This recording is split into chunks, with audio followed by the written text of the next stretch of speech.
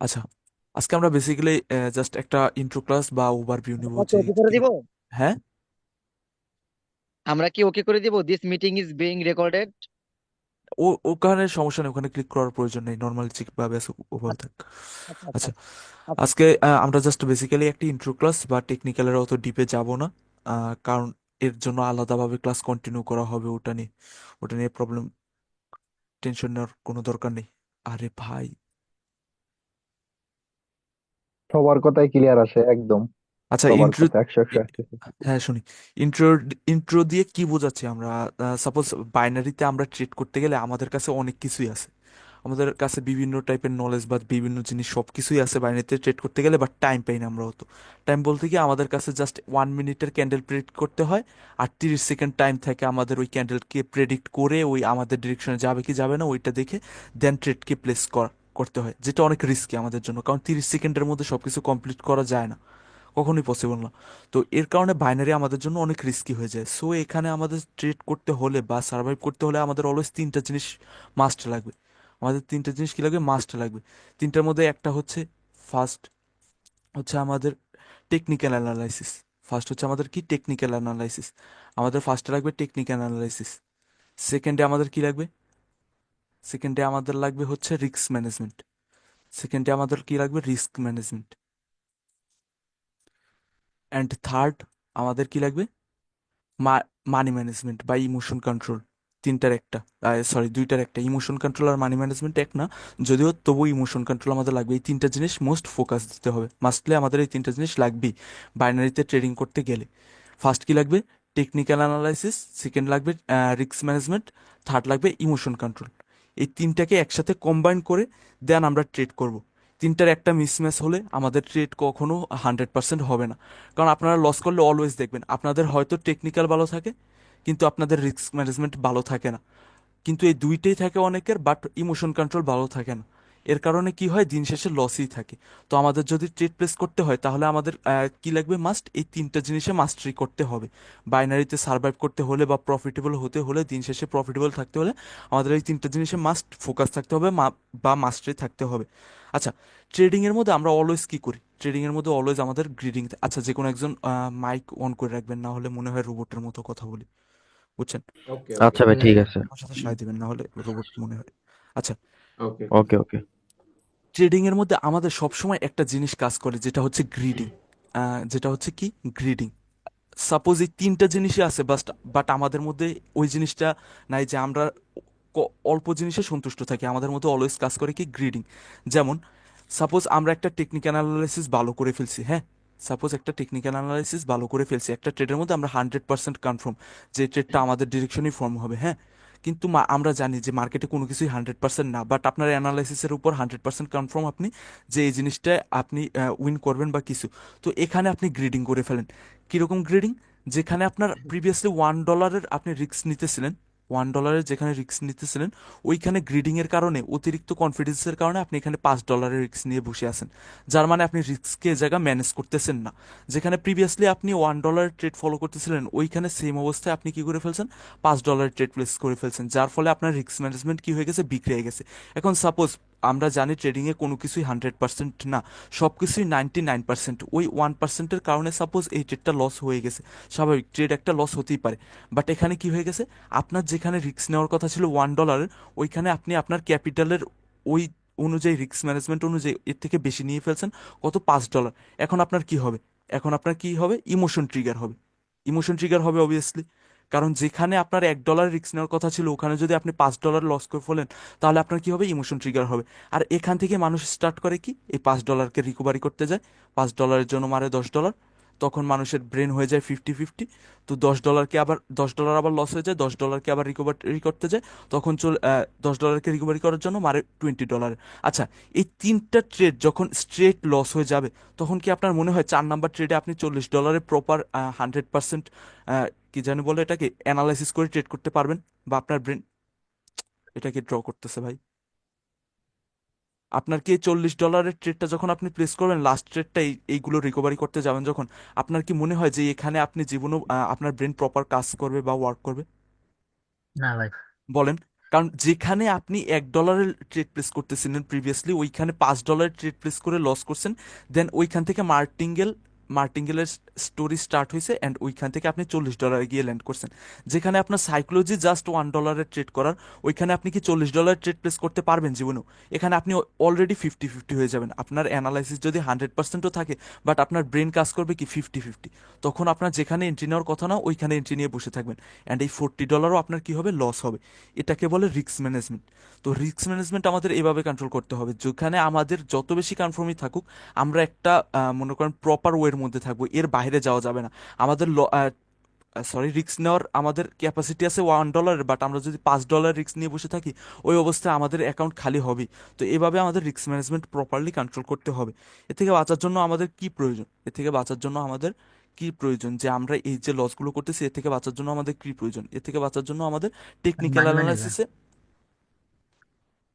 ভাই এরকম ই করতেছেন কেন আপনারা? এর থেকে বাঁচার জন্য আমাদের কি প্রয়োজন? এর থেকে বাঁচার জন্য আমাদের টেকনিক্যাল অ্যানালাইসিসে মাস্টারি করতে হবে। টেকনিক্যাল অ্যানালাইসিসে মাস্টারি করতে হবে। সাপোজ যে কোনো একটা ট্রেড প্লেস করতে গেলে আপনার মিনিমাম ওই ট্রেডের পিছনে 5 থেকে 6টা কনফার্মেশন লাগবে, মিনিমাম। যে কোনো একটা ট্রেড প্লেস করতে গেলে আপনার মিনিমাম 5 থেকে 6টা কনফার্মেশন লাগবে ওই ট্রেডের পিছনে, তখন আপনি ওই ট্রেডের মধ্যে আপনার রিস্ক নিতে পারেন। আর আমি আপনাদেরকে বলতে পারি গ্যারান্টি দিয়ে যে আপনারা এই কোর্সের পর বা শেষ হতে হতে কনসেপ্ট ক্লাস, আপনারা ইজিলি 3 to 4 স্টেপ কম্পাউন্ডিং করতে পারবেন, ওটা নিয়ে প্রবলেম নেই। বাট আপনারা যদি ওই যে ইনশাল্লাহ যেটা ভাই। বললাম, আপনাদের যেটা বললাম, যে যেখানে $1 রিস্ক নেওয়ার কথা, ওইখানে যদি আপনি $2 $3 রিস্ক নিয়ে বসে থাকেন, তখন আপনার কি হবে? অ্যাকাউন্ট খালি হবে, 100-এ 100 আপনার অ্যাকাউন্ট খালি হবে। আচ্ছা, আমি আরেকটা জিনিস বলি, রিস্ক ম্যানেজমেন্ট আপনি কিভাবে নেবেন? সাপোজ রিস্ক ম্যানেজমেন্ট আপনি কিভাবে নেন, ধরেন আপনার একটা ট্রেডের পিছনে এখন বর্তমানে জানেন যে 1টা বা 2টা কনফার্মেশন আছে, হ্যাঁ? তো এখানে আপনি ট্রেড প্লেস করতেছেন $1 বা $2। আচ্ছা, সেম অবস্থায় আমি যদি বলি ওটিসি মার্কেট অলওয়েজ এই পয়েন্টে, এন্ট্রি পয়েন্টে এখানে ট্র্যাপ করে, অলওয়েজ কি করে, এন্ট্রি পয়েন্টে ট্র্যাপ করে। আচ্ছা, এখন আপনি জানেন যে এখানে ট্র্যাপ করে, এই পয়েন্টে মার্কেট কি করে, ট্র্যাপ করে এই এন্ট্রি পয়েন্টে। সাপোজ আজকে জাস্ট একটা নেন, ধারণা নেন যে আমি এটা কিভাবে ট্র্যাপ করে ওটা পরে বুঝাবো, আজকে জাস্ট বুঝেন। এখানে সাপোজ অলওয়েজ কি করে, ট্র্যাপ করে। এখন আপনার কাছে কনফার্মেশন কয়টা আছে? একটা, যে এখানে মার্কেট ট্র্যাপ করে। এখন আপনার কাছে কনফার্মেশন কয়টা আছে? একটা। এখন সেম অবস্থায় আপনি যদি জানেন যে এখানে প্রিভিয়াসলি সিলার্স এক্সস্টেড, বায়াস এখানে এক্সট্রিম পাওয়ারে বের হয়েছে, তাহলে এখানে আপনার কাছে কয়টা কনফার্মেশন হয়ে গেছে? তিনটা। এর সাথে যদি আরো কনফার্মেশন পেয়ে যান যে সেলিং এর মধ্যে বাইং রিজেকশন, বাইং এর মধ্যে কোনো সেলিং রিজেকশন নাই, তাহলে এখানে চারটা হয়ে গেছে। দেন যদি আপনার এরকম হুম। থাকে আরেকটা কনফার্মেশন যে মুভমেন্ট অফ দ্য মার্কেট এখান থেকে আপ ডিরেকশনে, মার্কেটের টার্গেট এখান থেকে আপ ডিরেকশনে, তখন আপনার কাছে কয়টা হয়ে গেছে কনফার্মেশন? 5টা। তো এই 5টা কনফার্মেশনে আপনি বেশি রিস্ক নিতে পারবেন না এই একটা কনফার্মেশনে, যেখানে আপনি জানতেন শুধু মার্কেট এখানে ট্র্যাপ করে? তো এখানে আপনি কোন জায়গায় বেশি রিস্ক নিতে পারতেন? পাঁচটাতে ভাই। পাঁচটায় ভাই। অবভিয়াসলি 5টা কনফার্মেশন যেখানে ছিল ওইখানে। তো মার্কেটে আমরা এমনভাবে রিস্ক ম্যানেজমেন্ট করবো, এখন এই 5টা কনফার্মেশন যেখানে থাকবে ওখানে আমাদের অবভিয়াসলি ট্রেড উইন হওয়ার পার্সেন্টেজ বেশি থাকবে। ওখানে আমরা যদি প্রিভিয়াসলি দুই হুম। ডলার ট্রেড প্রেস করতে পারতাম, এখানে আমরা $4 ট্রেড ইজিলি প্রেস করতে পারবো, কারণ এখানে আমাদের কনফার্মেশন বেশি। সো আমরা কনফার্মেশনের সাথে অ্যালাইন করে দেন রিস্ককে নিব। বাট আমি অলওয়েজ বলি হুম। যে মার্কেটে সিঙ্গেল অ্যামাউন্টের ট্রেড করে কোনোদিনও মনে করেন অ্যাকাউন্ট গ্রো করা পসিবল না, পসিবল হলেও অনেক হার্ড। যেখানে কম্পাউন্ডিং করে ইজিলি গ্রো করতে পারবেন। তো ওই সেম কম্পাউন্ডিং এর বেলাও, যেখানে আপনার একটা কনফার্মেশন আছে ওখানে আপনি কম্পাউন্ডিং এর ট্রেড প্লেস করবেন না, যেখানে আপনার 4 থেকে 5টা কনফার্মেশন আছে ওখানে, অবভিয়াসলি এখানে। 4 থেকে 5টা 5টা। হ্যাঁ। তো এভাবে আমরা ট্রেড প্লেস করব, বা এভাবে আমরা আমাদের রিস্ককে ম্যানেজ করব কনফার্মেশন অনুযায়ী, যেখানে যে যত বেশি কনফার্মেশন ওইখানে আমরা ওরকম ভাবে ট্রেড প্লেস করব। কখনো 1টা 2টা কনফার্মেশনের উপর ডিপেন্ড করে আমরা রিস্ককে নিব না বা ট্রেড প্লেস করার এন্ট্রি নিব না। আচ্ছা, এখন হুম। আরেকটা জিনিস আসে, শিওর ট্রেড লস।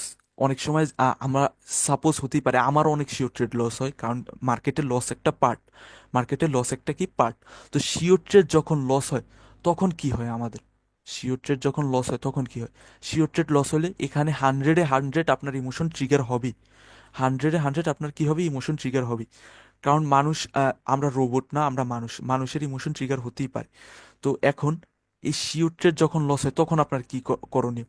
তখন আপনি হয় মার্কেট থেকে বের হয়ে যাবেন। এখানে আপনার দুইটা জিনিস হয়, শিওর ট্রেড যখন লস হয় দুইটা জিনিস হয়। একটা হয়তো আপনার কোথাও মিস্টেক হচ্ছে, একটা হয়তো কোথাও আপনার মিস্টেক হচ্ছে, যদি মিস্টেক হয়ে থাকে তাহলে ওইটাকে ফাইন্ড আউট করার আগ পর্যন্ত আপনি সেকেন্ড ট্রেডে এন্ট্রি নেবেন না। যদি আপনার মিস্টেক যতক্ষণ না ফাইন্ড হয় ততক্ষণ আপনি সেকেন্ড ট্রেডে এন্ট্রি নেবেন না। আর সেকেন্ড হচ্ছে হুম। আপনার হতে পারে এটা শিওর আপনার সবকিছু ঠিক আছে, বাট মার্কেট আপনার অ্যাকর্ডিং চলতেছে না। তো ওই অবস্থায় আপনি কি করবেন, মার্কেট থেকে সিম্পলি লিভ নিয়ে নেবেন ওই দিনের জন্য। ওই দিন আর সেকেন্ড বার মার্কেটে এন্ট্রি নেবেন না। কারণ তখন আপনার ইমোশন অলরেডি ট্রিগার হয়ে থাকবে, তখন আপনার নিজের প্রতি যে কনফিডেন্স ছিল ওইটা লুজ হয়ে যাবে। তখন আপনার আর নিজের প্রতি বিশ্বাস থাকবে না, বা কনসেপ্টের উপর আপনার বিশ্বাস কমে যাবে। তখন আপনি কি করেন, 50-50 যে ট্রেডগুলো না, ওইখানেও এন্ট্রি নেওয়া স্টার্ট করে দেবেন। তো এভাবেও ইমোশন ট্রিগার হয়। আরেকভাবে হয় ফ্রাস্ট্রেশন দিয়ে। ফ্রাস্ট্রেশন কি, ফ্রাস্ট্রেশন দিয়ে আমরা কি বুঝি বলেন কেউ? সাপোজ মনে করেন আপনি জব করেন বা ব্যবসা বাণিজ্য করেন বা যেটাই করেন, বা স্কুল কলেজে যেখানেই আছেন বা ঘরে থাকেন, যেভাবেই হোক ফ্রাস্ট্রেশন যে কোনোভাবে মানুষের আসতে পারে। আপনি জব করেন, ওখান থেকে আপনার ফ্রাস্ট্রেশন আসতে পারে। বা আপনি যে কোনো বাইরে যেখানেই থাকেন, আপনার ওখান থেকে ফ্রাস্ট্রেশন আসতেই পারে, মানুষের সাথে কথা কাটাকাটি হয়েছে এটা নিয়ে বা যে কোনো বিষয় নিয়ে। তো এই অবস্থায় অনেকে কি করে, ট্রেডিংয়ে এন্টার করে। এই অবস্থায় অনেকে কি করে, ট্রেডিংয়ে এন্টার করে। মনে করেন আজকে আমার ফ্রাস্ট্রেটেড, বাট আমি এমন অবস্থায় ব্রেক না নিয়ে আমি এখন এই কোটেক্সের চার্ট ওপেন করে ট্রেড করা স্টার্ট করে দিয়েছি লাইভ অ্যাকাউন্টে। তখন আপনার ব্রেন অলরেডি ফ্রাস্ট্রেটেড বা একটা অন্য কিছু নিয়ে দুশ্চিন্তায় আছে, বা অন্য কিছুর উপর ফোকাস দিয়ে রাখছে বেশি। তখন আপনার ব্রেন চার্ট অ্যানালাইসিস করতে পারবে না প্রপার, আপনি যতই মনে করেন পারবে, বাট প্রপার পারবে না। আপনার যদি ব্যাকগ্রাউন্ডে সব কিছু ক্লিয়ার না থাকে, তাহলে আপনি ট্রেডিংয়ে এন্টার করেন না ওই দিনের জন্য। ওই দিন আপনার ট্রেডিংয়ে এন্টার করা আপনার জন্য বোকামি হবে। কারণ তখন আপনার ব্রেন অলরেডি কি থাকবে, ফ্রাস্ট্রেটেড থাকবে, বা মনে করেন একটা জিনিস যেটা বলে যে অন্য দুশ্চিন্তায় ভুগবে। তখন আপনি ইজিলি যে কোনো জিনিসের উপর ফোকাস ধরে রাখতে পারবেন না। ইজিলি যে কোনো জিনিসের উপর ফোকাস ধরে রাখতে পারবেন না। এটা হচ্ছে আরেকটা বিষয়। মানুষের ইমোশন এভাবেও ট্রিগার হয়ে থাকে, বা এই কারণে আমাদের অনেক সময় লস হয়। তো আমরা ফার্স্টেই বলছি যে আমাদের ফার্স্টে কি প্রয়োজন ট্রেড করার জন্য, তিনটা বিষয়। তিনটা বিষয়ের মধ্যে একটা হচ্ছে টেকনিক্যাল, আরেকটা হচ্ছে আপনার রিস্ক ম্যানেজমেন্ট, আরেকটা হচ্ছে ইমোশন কন্ট্রোল। টেকনিক্যাল আমি শিখিয়ে দিব, প্রবলেম নেই, but risk management and emotion control এটা ডিপেন্ড করে আপনার উপর টোটালি। আপনি কিভাবে আপনার পয়েন্ট হুম। অফ ভিউ রাখতেছেন, আপনি কিভাবে মার্কেটে আপনার পয়েন্ট অফ ভিউ রাখতেছেন, এটার উপর ডিপেন্ড করে আপনার ইমোশন কন্ট্রোল বা বাকি যেসব জিনিসের উপর। আরেকটা জিনিস আছে ব্রেন এক্সিশন। আরেকটা জিনিস আছে ব্রেন এক্সিশন, বা যেটাই বলি, সাপোজ মনে করেন আপনি টানা 7টা ট্রেড লস উইন করছেন। হ্যাঁ, টানা 7টা ট্রেড উইন করছেন। এখন 8 নাম্বার ট্রেডে গিয়ে আপনার কি হবে, লস হয়ে গেছে। সাপোজ আপনি টানা 7টা ট্রেড উইন করছেন, 8 নাম্বার ট্রেডে গিয়ে আপনার লস হয়ে গেছে। লস হতেই পারে, বাট এখানে কি হবে জানেন, এখানে আপনার মনে করেন ইগোতে ট্রিগার হবে। এখানে আপনার ইগোতে ট্রিগার হবে যে বলবে মনে মনে বলবেন যে 7টা ট্রেড যখন উইন করছি, একটা ট্রেড লস হয়েছে, তো এই একটা ট্রেডকে রিকভারি করে দেন আমি মার্কেট থেকে বের হই। বাট অলরেডি কি থাকবে, আপনার ব্রেন এক্সস্টেড থাকবে। কারণ কি, এই 7টা ট্রেড করার জন্য আপনি কি অ্যানালাইসিস করছেন না চার্টে, দেন ট্রেড প্লেস করছেন হুম না? হুম তো এর জন্য হুম আমাদের হুম কি প্রয়োজন, এর জন্য আমাদের কি প্রয়োজন, ব্রেন। ব্রেন প্রয়োজন না অ্যানালাইসিস করতে? গাড়ি চলতে যেমন তেলের প্রয়োজন, ব্রেন চলতেও তো ব্রেন অ্যানালাইসিস করতেও সেমভাবে আমাদের ব্রেনের প্রয়োজন।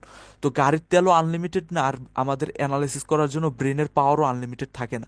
একটা সময়ের পর হাঁপায়া যায়। তো এই 7টা ট্রেড যতক্ষণে করছেন, ততক্ষণে অলরেডি আপনার ব্রেন কি গেছে, হাঁপায়া গেছে। যেমন আপনি সাপোজ ধরেন এরকম একটা মাঠ, হ্যাঁ, এই একটা মাঠ আমাদের।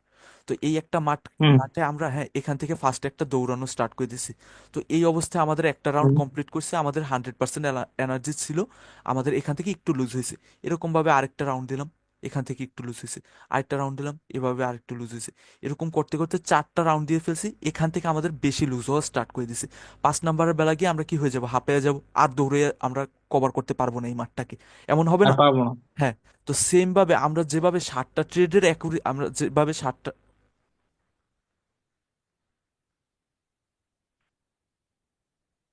কি হয়েছে?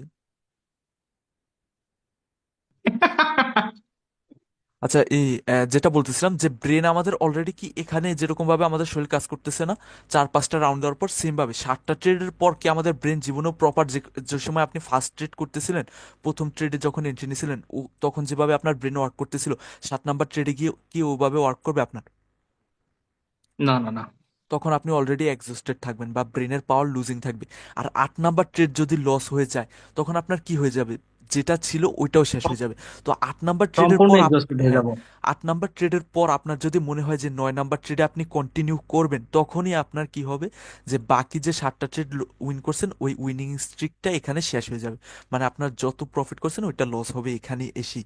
কারণ হচ্ছে আমাদের ব্রেন কখনো এইটার পর কন্টিনিউ করতে পারবে না, কারণ অলরেডি এই 7 নাম্বার ট্রেডের পর আমাদের এক্সিস্টেড ছিল। 8 নাম্বার ট্রেডের লুজিংয়ের পর আমাদের ব্রেনের যে বাকি পাওয়ার ছিল ওটাও শেষ। তো 8 নাম্বার ট্রেডের পর আপনি যদি মনে করেন না আমি 7টা ট্রেডের অ্যাকুরেসি আছে, আমি উইন করার অ্যাকুরেসি আছে, তাহলে আমি 9 নাম্বার ট্রেডেও রিকভারি করে ফেলতে পারবো। বাট এটা আপনার ভুল ধারণা। এই অবস্থায় আপনার কি হবে, অ্যাকাউন্ট ফাঁকা হবে। তো এভাবে আপনাদের ইমোশন কন্ট্রোল করতে হবে। এভাবে আপনি ইমোশন কন্ট্রোল করতে পারেন, বাট এর বাইরে গেলে 8 নাম্বার ট্রেডে আপনি এন্ট্রি নিতে গেলে আপনার কি হবে, শিওর লস হবে। কারণ এটা লেখা, এটা মানুষের খাতায় লেখা আছে যে এটা লস হবে। আপনি চাইলে একটা বই আছে ট্রেডিং ইন দ্য জোন, ওইটা আপনি পড়তে পারেন। ওখানে মানুষের হিউম্যান সাইকোলজি ট্রেডিং নিয়ে সব কিছু ইন ডিটেলসে লেখা আছে। মানুষের ফোকাস টাইম কতটুক থাকে, কতটুক টাইম কতক্ষণ মানুষ ধরে হুম, রাখতে পারে তার ফোকাস, বা কখন স্টপ করা উচিত ট্রেডিং। তো এই টাইপের। তো মানুষ এভাবে ট্রেডিংয়ে ইমোশন ট্রিগার হয় বা এরকম লস করে, আর রিস্ক ম্যানেজমেন্ট এরকম ভাবে করতে হয়। যত বেশি কনফার্মেশন আপনি তত বেশি ওই ট্রেডের উপর রিস্ক নিতে পারেন। ওই যেভাবে বললাম, একটা কনফার্মেশন থাকলে আপনি জাস্ট $1 মনে করেন রিস্ক নেবেন। যদি সেম অবস্থায় 5টা কনফার্মেশন থাকে আপনি এখানে $3 রিস্ক নিতে পারেন। তো আপনার ট্রেডের অ্যামাউন্ট ডিপেন্ড করে আপনার রিস্ক ম্যানেজমেন্টের উপর। যতটুক কনফার্মেশন ততটুক ট্রেড। হুম, হুম। আচ্ছা, তো টেকনিক্যালে কি কিছু পড়াবো আজকে হালকা পাতলা? জি ভাই। জি ভাই এমএস দেন। এমএস মানে এমএস পড়াই দেন। এমএস মোটামুটি একটু হিন্ট হিন্ট দেন। আচ্ছা, সমস্যা নেই টেকনিক্যালের হ্যাঁ, মার্কেট মার্কেট স্ট্রাকচার। সমস্যা নাই, সবাই অ্যাডভান্স। আচ্ছা, মার্কেট, আমি বলি টেকনিক্যাল অ্যানালাইসিস বলতে কি বুঝি, বলেন টেকনিক্যাল অ্যানালাইসিস বলতে কি বুঝেন আপনারা? টেকনিক্যালি যেসব অ্যানালাইসিস করা হয়। টেকনিক্যাল অ্যানালাইসিস বলতে কি বুঝি, বলেন বলেন। Best rate, best rate. না না না না। যেটা সরাসরি চার্টের ভিতরে গিয়ে আমরা হ্যাঁ যাচাই করি ওইটাকে টেকনিক্যাল হ্যাঁ অ্যানালাইসিস বলা হয়। হ্যাঁ, চার্টের মধ্যে গিয়ে আমরা যেটা সরাসরি দেখি ওটাকে টেকনিক্যাল অ্যানালাইসিস বলা হয়। সাপোজ এই জায়গায় চার্ট ওপেন করলেন, এখন এই চার্টকে দেখে মার্কেটের নেক্সট মুভমেন্ট কি আসতে পারে, মার্কেট মার্কেটের নেক্সট মুভমেন্ট কি আসতে পারে, চার্টকে দেখে আপনার কি মনে হচ্ছে এখানে মার্কেটের নেক্সট মুভমেন্ট আপনার কি আসতে পারে, এইটাকে বলে টেকনিক্যাল অ্যানালাইসিস। যে আপনার অ্যানালাইসিস মার্কেটে কি আছে বা চার্টে কি আছে, আপনার অনুযায়ী মার্কেট কোথায় যাবে বা কিভাবে ওয়ার্ক করবে, এটাকে বলে টেকনিক্যাল অ্যানালাইসিস।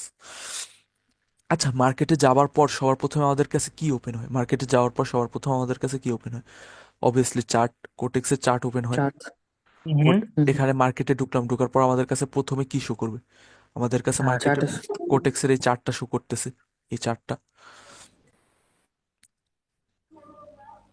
হ্যাঁ, তো আমাদের জন্য ফার্স্টে কি প্রয়োজন, একদম বেসিকে চার্ট সিলেকশন। একদম বেসিকে আমাদের জন্য কি প্রয়োজন, চার্ট চার্ট সিলেকশন। সিলেকশন। আপনার যদি চার্ট সিলেকশন ক্লিয়ার থাকে তাহলে আপনি নেক্সটে মুভ করতে পারবেন, বাট আমাদের একদম বেসিকে আমাদের কি প্রয়োজন, চার্ট সিলেকশন। আপনি কারো বাড়িতে গেলে আপনার ওই বাড়ি সম্পর্কে ধারণা থাকতে হয়, যদি ডাকাতের বাসায় যান তাহলে তো আপনাকে ডাকাতি করেই রেখে দেবে। তো ওই রকম টাইপের কথা হচ্ছে এই চার্ট সিলেকশন দিয়ে আমরা ওভাবে বুঝি। আপনি যে আপনার ডিপেন্ড করে কোন টাইপের ট্রেডে আপনি এন্ট্রি নেবেন, ওইটা ডিপেন্ড করে আপনার কিসের উপর, চার্ট সিলেকশনের উপর। আপনার অ্যাকুরেসি হুম। ডিপেন্ড করে আপনার চার্ট সিলেকশনের উপর। তো আমরা চার্ট সিলেকশন দুইভাবে করতে পারি। আচ্ছা, আজকে আমার মানে জুমের প্রিমিয়াম সাবস্ক্রিপশনটা শেষ হয়ে গেছে। কালকে থেকে মনে করেন টানা মানে আনলিমিটেড টাইমে সাবস্ক্রিপশনটা থাকবে, বুঝছেন? তো আমি আরেকটা লিঙ্ক দিব 10 মিনিট পর, ওইটা জয়েন হয়ে নিন একটু কষ্ট করে। Okay sir. আচ্ছা, চার্ট সিলেকশন বলতে আমরা কি বুঝি? চার্ট সিলেকশন আমরা দুইভাবে করতে পারি। চার্ট সিলেকশন আমরা কিভাবে করতে পারি, দুইভাবে। চার্ট সিলেকশন আমরা দুইভাবে করতে পারি, একটা হচ্ছে পোজিং চার্ট, আরেকটা হচ্ছে ক্যান্ডেলসের চার্ট। আমরা চার্ট সিলেকশন দুইভাবে করতে পারি, একটা হচ্ছে পোজিং চার্ট, আরেকটা হচ্ছে ক্যান্ডেলসের চার্ট। পোজিং চার্ট, হুম, ফার্স্ট আমরা পোজিং চার্ট ক্লিয়ার হয়ে নেব, দেন আমরা ক্যান্ডেলসের চার্টে যাব। হ্যাঁ, তো পোজিং চার্ট বলতে আমরা হুম। কি বুঝি, পোজিং চার্ট বলতে আমরা কি বুঝি, বলেন। পোজ দিয়ে আপনারা কি বুঝেন, যে কোনো জিনিসের পোজ, পোজ দিয়ে কি বুঝেন? ছবি তোলার পোজ মানে না, যে কোনো টাইপ, হ্যাঁ, হ্যাঁ, পোজ, পোজ দিয়ে যে কি কোনো বুঝেন? জিনিসের মুভমেন্ট হ্যাঁ, মুভমেন্ট একটা। আচ্ছা, যে কোনো একটা পোজ, স্ট্রাকচার যেটা আর কি বোঝা হ্যাঁ যায়। হ্যাঁ হ্যাঁ, পোজ দিয়ে আমরা মার্কেটের স্ট্রাকচার আইডেন্টিফাই করি বা মুভমেন্ট আইডেন্টিফাই করি। প্রিভিয়াসলি হুম, পোজ দেখে মার্কেটের নেক্সট পোজ আইডেন্টিফাই করা কি বলে, পোজিং স্ট্রাকচার বা পোজিং মার্কেট। মার্কেটের পোজ হুম, যদি ক্লিয়ার থাকে তাহলে আমরা ওই মার্কেটকে সিলেক্ট করব বা ওই চার্টকে সিলেক্ট করব। চার্ট সিলেকশনের জন্য আমাদের ফার্স্টে প্রয়োজন পোজিং চার্ট, দেন হচ্ছে ক্যান্ডেলসের চার্ট। আবার এই পোজিং চার্টের মধ্যে দুইটা জিনিস আছে, আবার এই পোজিং চার্টের মধ্যে দুইটা জিনিস আছে আছে ফার্স্ট হচ্ছে গুড মার্কেট, সেকেন্ড হচ্ছে ব্যাড মার্কেট। ফার্স্ট হুম হচ্ছে গুড মার্কেট, সেকেন্ড হচ্ছে ব্যাড মার্কেট। হ্যাঁ, তো এই গুড মার্কেটের মধ্যে আমাদের কি কি প্রয়োজন আর ব্যাড মার্কেটের মধ্যে কি কি প্রয়োজন? ব্যাড মার্কেট যেটা থাকবে মানে ব্যাড কোয়ালিটিস যেটা থাকবে ওইটাকে আমরা কি করব, সিম্পলি অ্যাভয়েড করে দেবো, ওটাকে সিম্পলি অ্যাভয়েড করব। হুম আর আমাদের অলওয়েজ প্রয়োজন গুড মার্কেট বা গুড চার্ট। গুড চার্ট সিলেকশনের জন্য আমাদের ফার্স্টে প্রয়োজন পোজিং ক্লিয়ার থাকতে হবে, মার্কেটের পোজ ক্লিয়ার থাকতে হবে, মার্কেটের মুভমেন্ট ক্লিয়ার থাকতে হবে। আমি চার্টে গিয়ে একটু পর ডিটেলসে দেখাচ্ছি, আগে ধারণা নিয়ে হুম নেন পোজ বলতে কি বুঝি। পোজ বলতে মার্কেটের মুভমেন্ট আইডেন্টিফাই করা, প্রিভিয়াসলি মুভমেন্ট দেখে নেক্সট মুভমেন্ট আইডেন্টিফাই করা। সাপোজ মার্কেট এভাবে হুম মুভমেন্ট দিচ্ছে, হ্যাঁ, মার্কেট এভাবে মুভমেন্ট দিচ্ছে, পোস্ট ব্রেক করছে। আচ্ছা, এই পয়েন্ট থেকে এখন প্রিভিয়াসলি মার্কেটের মুভমেন্ট কিরকম ছিল? এভাবে ছিল না, রাইট? হুম হুম তো এন্ডে এখন, গেছিল এন্ড। হ্যাঁ, প্রিভিয়াসলি ও মার্কেটের মুভমেন্ট আচ্ছা আচ্ছা। এভাবে আপ ট্রেন্ডের স্ট্রাকচার ফলো করতেছে, আপ ট্রেন্ডের স্ট্রাকচার ফলো করতেছে। প্রপার কিভাবে মার্ক করবেন আমি একটু পর দেখাচ্ছি, আগে এখানে ড্রয়িং এ বুঝে নেন। হ্যাঁ, তো এখন কারেন্টলি প্রিভিয়াসলি যেটা ফলো করতেছে, তাহলে আমরা প্রিভিয়াস পোজ অনুযায়ী কারেন্টলি আমরা সেম জিনিস এক্সপেক্ট করব না? অবশ্যই। জি জি ভাইয়া। তাহলে আমরা এখান থেকে প্রিভিয়াসলি যেভাবে পোস্ট ক্লিয়ার ছিল আমরা এক্সপেক্ট করতেছি নেক্সটেও মার্কেট এভাবে পোস্ট ক্লিয়ার করবে। তো জি জি। এটা হুম হচ্ছে হুম পোজিং চার্ট বা মার্কেটের পোজ দেখে নেক্সট মুভমেন্ট আইডেন্টিফাই হুম, করা। প্রিভিয়াসলি মানে মার্কেট এভাবে আপ ট্রেন্ডের পোজ ক্লিয়ার করতেছিল, তাহলে কারেন্টলিও মার্কেট কি করবে, আপ ট্রেন্ডের পোজ ক্লিয়ার করবে বা আপ ট্রেন্ডের মুভমেন্ট দিবে। হুম, বুঝছেন? মানে তো হুম প্রিভিয়াস হুম এর মুভমেন্ট দেখে হ্যাঁ, হচ্ছে কি আমি জাজ কারেন্টের করতেছি এটা। হ্যাঁ, কারেন্ট মুভমেন্ট আইডেন্টিফাই করা।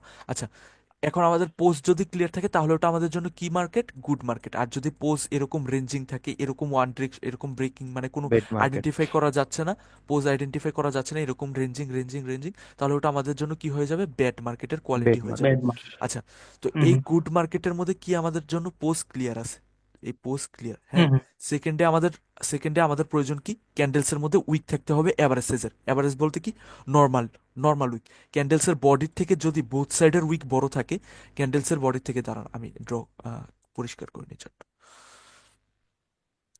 ভাইয়া ওই লেখাটা একটু মোটা করে তাই না, হ্যাঁ, হালকা একটু মোটা, দাঁড়ান, হ্যাঁ, বা স্ক্রিন দাঁড়ান দাঁড়ান, মার্কার রেকর্ড ইউজ করতে সমস্যা পারেন। নাই সমস্যা নাই, করছি।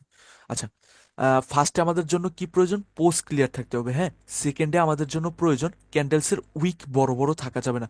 উইক দিয়ে আমি কি বোঝাচ্ছি, সাপোজ যদি এভাবে ক্যান্ডেলসের বডির থেকে উইক সাইজ বড় থাকে, ডাবল থাকে, এরকম যদি সব ক্যান্ডেলের মধ্যে উইক সাইজ ডাবল থাকে, চার পাঁচটা ক্যান্ডেলের মধ্যে যদি এরকম উইক সাইজ বড় বড় থাকে, তাহলে এটা আমাদের জন্য কি হয়ে যাবে, ব্যাড মার্কেটের কোয়ালিটি হয়ে ব্যাড যাবে, মার্কেট। বা ব্যাড মার্কেটের কোয়ালিটি হয়ে যাবে। তো যে মার্কেটের মধ্যে ক্যান্ডেলসের উইক বড় বড়, দাঁড়ান লিখে দিই, যে মার্কেটের মধ্যে ক্যান্ডেলসের উইক বড় বড়, বিগ বিগ উইকস, ওইটা হচ্ছে আমাদের জন্য ব্যাড মার্কেটের কোয়ালিটি হয়ে যাবে। আর যদি ক্যান্ডেলসের উইক নর্মাল থাকে তাহলে ওটা আমাদের জন্য কি হয়ে যাবে, গুড মার্কেট। তো অ্যাভারেজ সাইজের উইক, হ্যাঁ, এটা হচ্ছে উইক অ্যাভারেজ সাইজের, হুম এই দুইটা। আরেকটা কি, গ্যাপ আপ গ্যাপ ডাউন থাকা যাবে না। থাকা যাবে না বলতে minor gap up gap down every ক্যান্ডেলে হয়, ওইটা না। Big gap up gap down, মনে করেন সাপোজ এরকম ভাবে গ্যাপ আপ হচ্ছিল, বাট এই ক্যান্ডেলে এরকম ভাবে বিগ গ্যাপ আপ হয়েছে, এখানে প্রিভিয়াসলি যে গ্যাপ ফলো করতেছিল মাইনর, ওটা না, ওর থেকে বিগ গ্যাপ আপ হয়েছে। আর এটা ছাড়াও হুম মনে করেন এভরি ক্যান্ডেলের লাস্টের 5 থেকে 6টা বা 7টা ক্যান্ডেলের মধ্যে বা 4 থেকে 5টা ক্যান্ডেলের মধ্যে এভরি ক্যান্ডেলে গ্যাপ আপ গ্যাপ ডাউন বেশি হচ্ছে। গ্যাপ আপ গ্যাপ ডাউন বেশি হলে ওটা আমাদের জন্য কি হয়ে যাবে, ব্যাড মার্কেটের কোয়ালিটি হয়ে যাবে। আর যদি গ্যাপ আপ গ্যাপ ডাউন কম থাকে তাহলে ওটা কি হয়ে যাবে, গুড মার্কেটের কোয়ালিটি হয়ে যাবে। মানে গ্যাপ আপ গ্যাপ ডাউন কম থাকবে, ওইটা হয়ে যাবে আমাদের জন্য কি market, good market. Good gap, market. Gaps কম থাকবে এখানে আমাদের জন্য, তো এটা আমাদের জন্য কি হয়ে যাবে, গুড মার্কেট। হ্যাঁ, আরেকটা কি হুম আমাদের হুম জন্য, তিনটা, তিনটা হলো এখানে। আরেকটা আমাদের জন্য কি, ক্যান্ডেলসের সাইজ। ক্যান্ডেলসের সাইজ হচ্ছে অ্যাভারেজ সাইজের ফলো করতে হবে। অ্যাভারেজ বলতে কি এখন আপনারা বুঝবেন না, বাট মনে করেন বিগ সাইজের ক্যান্ডেল বেশি ফর্ম হওয়া যাবে না। মার্কেটে মনে করেন অনেক বড় বড় ক্যান্ডেল ফর্ম হচ্ছে, দাঁড়ান আমি চার্টে গিয়ে দেখাই এটা।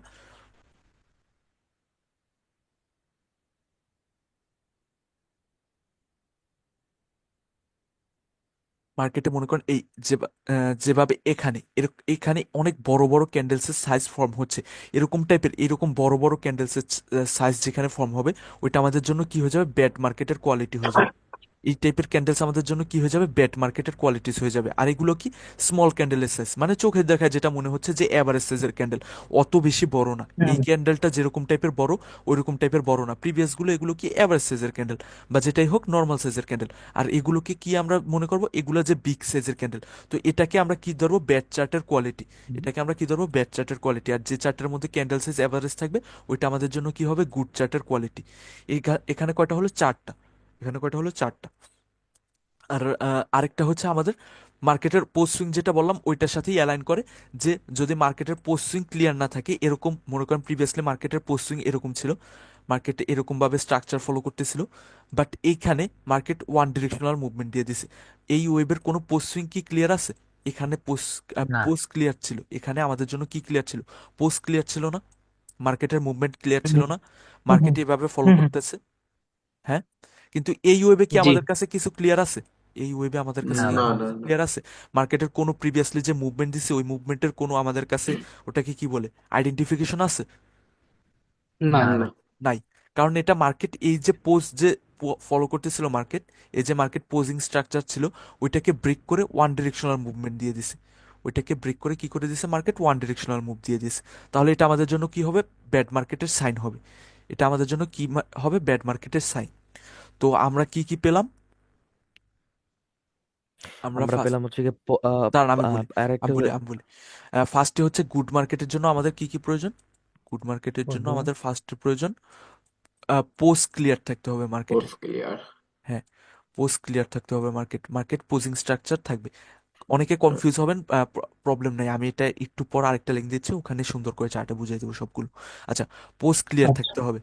ফার্স্টে আমাদের কি থাকতে হবে? পোস্ট ক্লিয়ার থাকতে হবে। তারপর কি থাকতে হবে? ক্লিয়ার ক্যান্ডেলসের size, wick wick wick size, size এবার ক্যান্ডেলসের, উইক দাঁড়ান বলি, উইক থাকতে হবে নর্মাল সাইজের, উইক থাকতে হবে নর্মাল সাইজের। নর্মাল সাইজ কি?